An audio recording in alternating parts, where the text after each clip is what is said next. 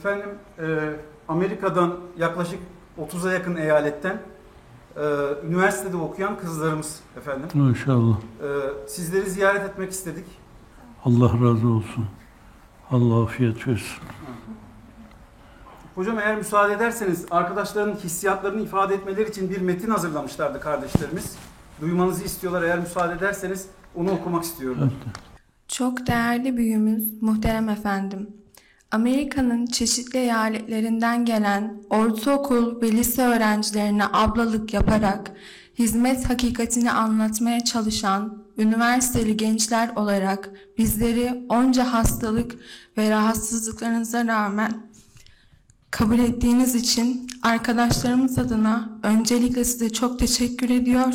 Bulunduğumuz perdeler adına da gelemeyen arkadaşlarımızın, abilerimizin ve ablalarımızın selamlarını ve dualarını sizlere iletmek istiyoruz. Allah hepsinden razı olsun. Birilerini bin eylesin inşallah.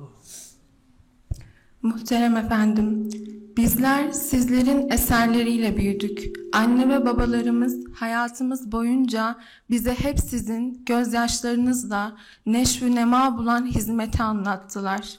Bugün de her gün hemhal olduğumuz bam tellerinizden dökülmüş sözlerinizi, gözyaşlarınızın karıştığı, gönüllerimize dokunan sohbetinizin yeniden vuslat bulacak olmasının heyecanını yaşıyoruz.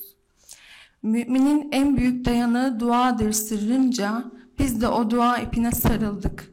Allah bizleri bu yoldan ayırmasın. Hicret eden kardeşlerimiz ile beraber bizler de maddeden manaya, bencillikten diğergamlığa hicret ediyoruz. Muhterem efendim, sizin dualarınız, yakarışlarınız, birleştirici ifadeleriniz bu süreçte en büyük desteğimiz oldu. Rabbimizden niyaz ediyoruz, Allah içimizdeki bu duyguları eksiltmesin, pörsütmesin, söndürmesin ve soldurmasın. Üniversite gençliği olarak bizleri tüm meşguliyetinize rağmen gül kokulu atmosferinizden mahrum bırakmadınız. Cenab-ı Hak size hayırlı uzun ömürler nasip etsin ve sizleri başımızdan eksik etmesin. Dualarınıza muhtaç üniversiteli kız kardeşleriniz. Allah rahmet etmesin.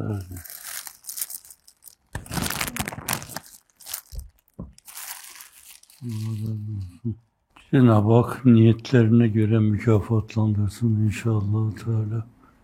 Birilerini bin etsin.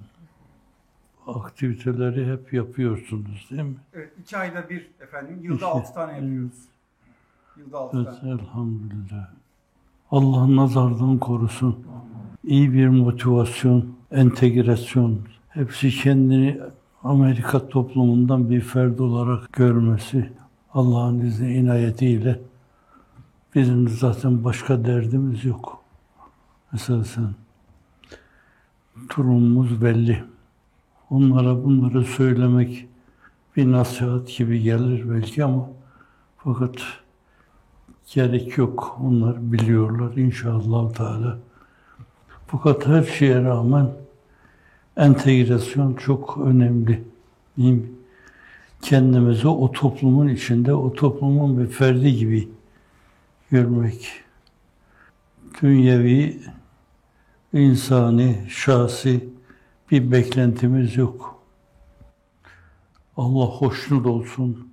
Hazreti Ruhu Seyyidül Enam memnun olsun inşallah. Ve bizim de bu vazifemiz, bu hizmetimiz köpürerek devam etsin.